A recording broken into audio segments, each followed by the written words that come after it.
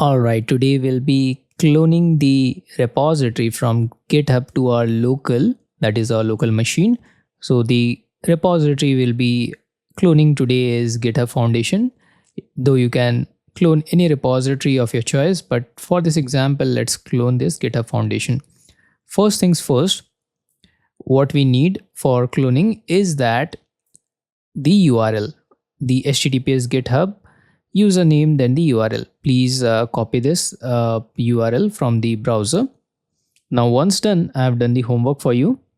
I have made the command in order to clone a repository. The command is simple, which we have previously done as well. It's git clone, then the URL. Please make sure it should end with .git, right?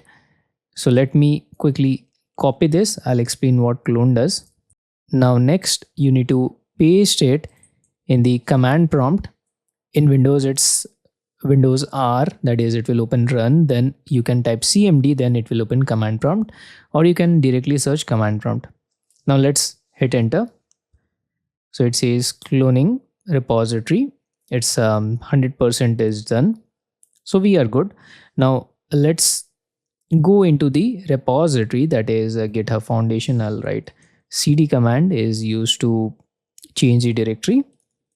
I'll type github star. So now we are inside the repository. Now let's list files. So using the dir command, we can list the directory contents here. So these are the basic sum of the commands.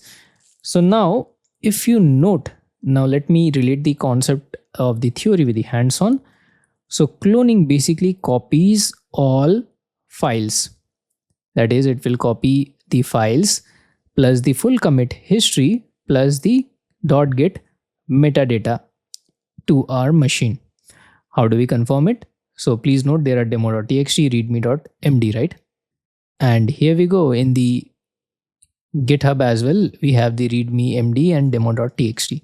So that's what goes the concept of commit, the cloning into the repository into the local. So let's meet in our next lecture.